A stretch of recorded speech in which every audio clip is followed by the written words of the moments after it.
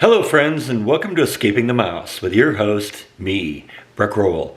Alright, I got a little project I want to work on today. Let me show you what I got in mind. Now, if you've watched my channel at all in recent months, you know that about 2.5 years ago I began seriously collecting rocks and minerals and things that I thought were kind of cool looking.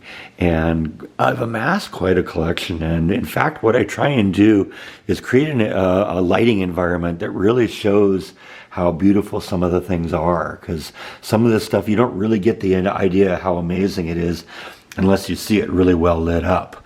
Well, I recently acquired this piece right here, and this one's been a bit of a problem. In reality, it's not really any different from this geode down here, except for the fact that that one is big and huge and got a big mammoth mouth on it. That thing's about the size of a basketball.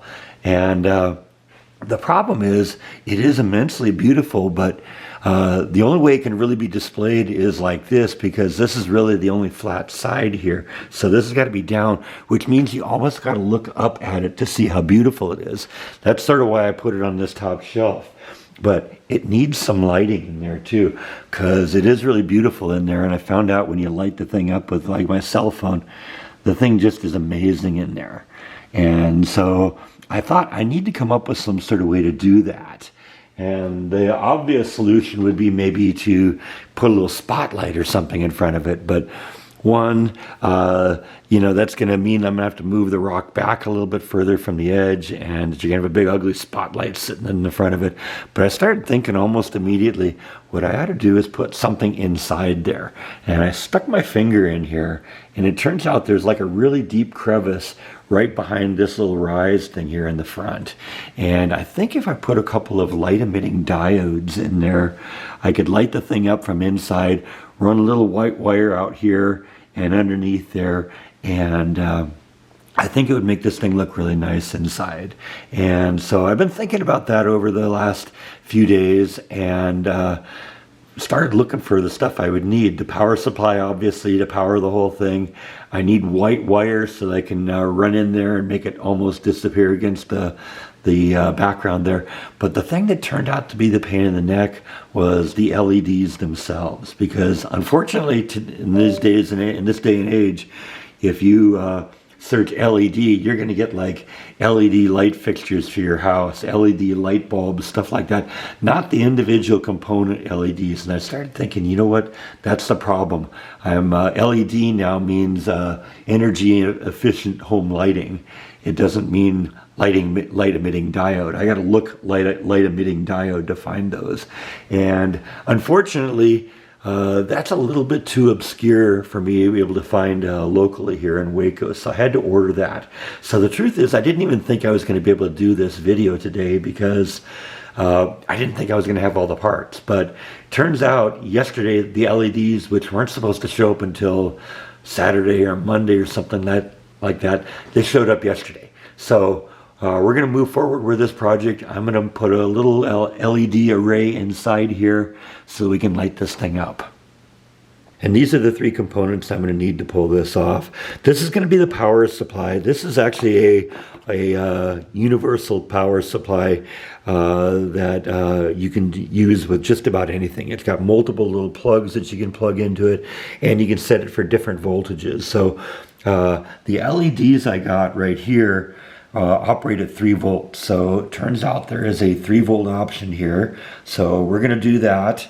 And I also have some wire here. This is actually doorbell wire, but it's individual strands of red and white. And what I can do is, I only want the white, so I'm going to peel off some of the white, and I'm going to use that to make the connection to go to the LEDs, and that's how we're going to string everything up. So let's get going on this.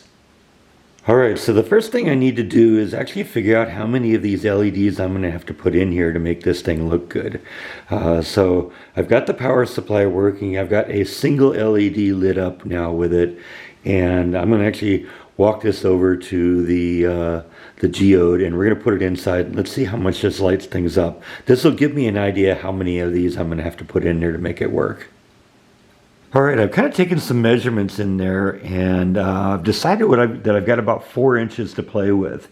So what I'm going to actually do, I think, is I'm going to use these 2 paper clips that I straightened out as a backbone, and I'm going to solder about eight or so of these LEDs onto the strip, so that I can just plug into into the strip, and all however many 8 of them or whatever's there all light up at once. So I'm going to spend a little time getting that done, and I'll catch up with you in a few minutes. Okay, 20 or 30 minutes have gone by. I have soldered 9 LEDs onto my bus bar, my paper clip, if you will, and seems to work pretty well. So I think we are good to go. What I did on this is I kind of left them with a little bit of tail on the end of it, so I can get it in there and kind of aim the individual lamp. So now that we got the basic bus bar hooked up, I'm going to actually attach some wires onto it, because the wires are going to tap into the power supply. So like I said, I don't want to use the black wire in there, because I don't want to see an ugly black wire. It's going to be bad enough I'm going to have a wire running into the thing. But if I use some white wire, at least it'll kind of blend in a little bit, and then all I got to do is attach the white wire to the black wire and we're good to go. All right, so I've cut off 2 about 3-foot pieces of this doorbell wire here that I got that I'm going to use to power this thing. And basically, I marked one of them with a blue strip of tape on either end, so I can tell which one's which once they're kind of spun together. Because that's the next thing. I don't want to have separate pieces of wire that I'm running in there. So what I'm going to do is I'm going to coil them up using a little trick that I've used. Let me show you how this works. Now, this may not be one of those things they teach you in the electronics books, but what I've done is I've taken one end of the wire, attached it to this little portable vise I have, and the other end of the wire goes into this electric drill here. And basically what I'm going to do is I'm just going to turn on the drill. The drill will spin, and it will coil the wire into a nice spool, into a nice coiled thing, so it kind of holds it all together. Works really well. Let me show you the result.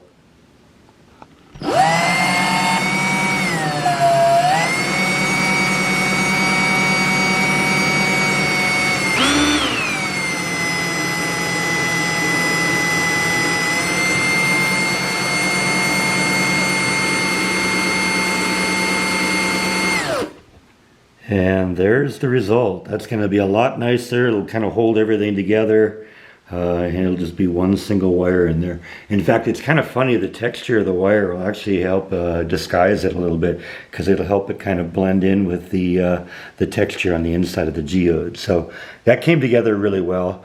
Now I'm just going to attach it to my light array and to my power supply, pop it in there, get everything aimed, and it should look pretty good. All right, there's the first fit in of this. The bulbs actually kind of do stick out a little bit if you look at it kind of at my level. But if you're kind of more of a normal person, you're not going to see the bulbs sticking out that much. You'll kind of be able to tell that they're coming from over there, but they are pretty well hidden. And as I mentioned, the wire kind of is hard to see too, so you could easily miss that. So I don't know. I think the 9 LEDs I put in there are probably going to work just fine. I'm going to finish up the wire now, because right now I'm just kind of doing a couple of alligator clips to connect to the power supply. We're going to do the permanent connection now, and this project should pretty much be done. All right, so I've gotten the lights in there installed. I think it looks pretty good in here. You can barely see the wire coming out. You can almost miss it. Like I said, if you look at it kind of from my height, you can kind of see the light bulbs a little bit in there, the LEDs, but it does light up the inside of the thing really well. And in fact, it looks kind of cool from the outside too, because the thing is so thin that you can actually see the light shining through it. It's sort of, I guess, one of the things that helps you identify that, hey, there's something going on in here, is when you see all these little light spots there. So I think that's looking pretty good. We may end up messing around with the aiming of the LEDs a little bit more in there at some point. But at this point, I think we're kind of, we've basically accomplished our goal here, which is to light this thing up and to kind of give you an idea of, you know, how amazing it is inside that thing. So I'm going to spend a couple minutes here because I've gotten some new stuff, I think, since I've shared with you a whole lot. And so we'll look at some of the cool things I've picked up recently. So a couple months ago, I got a piece of quartz with some tourmaline. Tourmaline is this black stuff in there, and ever since then, I've picked up a whole bunch of different pieces of tourmaline, because that's it sort of in its green form. There's something there called watermelon tourmaline. Can you guess why they call it that? And just a big chunk of tourmaline. So I've gotten a few of those. Those are kind of fun lately. Always love some of these things that have the real shocking colors, like the purple here, and that one's kind of a neat piece. That one's kind of fun because while I have a whole bunch of stuff, that's just called fluorite. Fluorite is usually green, and one of the cool things about fluorite is if you hit it with a black light, it fluoresces. Well, this blue fluorite does the same thing. And like I said, I'd never seen blue fluorite, so had to go pick one of those up, of course. Just kind of a quick scan across the second row here. A lot of fun stuff in here.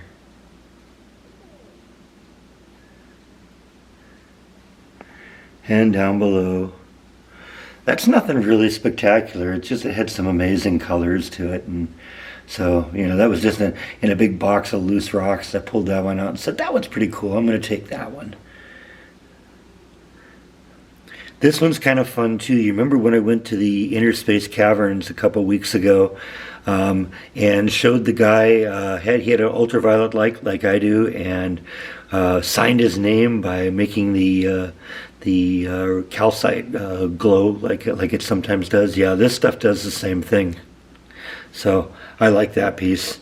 Not that spectacular looking by itself, but it'll glow and it'll hold the image, and that's always really cool. And I've actually started collecting a few fossils, and so I actually got a dedicated row for fossils. I got this petrified clam, which is pretty cool. An ammonite fossil that's opalized, that's kind of cool. A couple of trilobites, some amber. That's some coral right there that's UV reactive. An Orthoceras fossil. That was kind of a early predecessors to like shrimp and certain invertebrates today. A mosasaur jawbone and a couple of teeth. That megalodon tooth that I wanted, and yeah, I got some kind of fun stuff. So not as big into the fossils, but I do have a couple of them, and you know what? Who knows? That part of the collection may continue to grow. And of course, this is my glow-in-the-dark cabinet here, because everything in here reacts under a black light in some cool way. In fact, one of my favorite pieces right now in the collection is this piece here, and I'm going to show you why. First, we're going to turn off the white light. Okay, and then this is that rock being hit by a long-wave ultraviolet light. So it's got that gorgeous pink color. And actually the camera's doing a decent job with it too. Sometimes the cameras get a little washed out by it. But look at how that glows under the pink with the ultraviolet long wave light.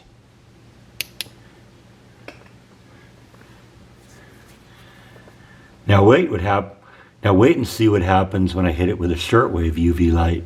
Remember, we got that gorgeous pink before. But look at that. That glows blue under the shortwave light, which is very, very cool. But wait, that's just the opening act. Look what happens when I turn the light off. It continues to glow for like 4 or 5 seconds afterwards. So yeah, that's definitely a cool one. I actually brought that into the rock shop because I had to show Kara that one, because now she wants one. But yeah, I mean, look at what all the rest of this stuff does under the ultraviolet light. Very cool stuff.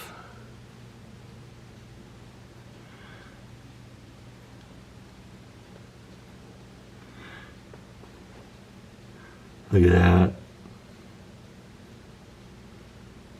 Look at the red on that. That's gorgeous. Now I've also been spending some time out here in the backyard getting the planter ready to go. Probably last time you remember I was mostly done with this first quarter. I'm almost done with the second quarter now, and almost getting back to the second walkway, which is where this little stake in the ground and where the flag is. So I got a couple more to do, but I think before I can go too much further here, I gotta get all the dirt from this side that I dug out of the bottom and brought down here. Then I need to get in here with a rototiller and tear all this up here. So yeah, we got a lot of work ahead of us, and probably not going to be doing a whole bunch of that today because it's like 102 out here. So yeah, I can come out here for a minute and do a little video, but I ain't gonna work out here, no way. That's crazy. But we're making some progress on this, and so this continues to be a work in progress and probably take a year or so for me to finish off, but keeping you in the loop a little bit, and I think that's all I have for today. So thank you as always for watching, and I'll see you next time on Escaping the Mouse. Good night.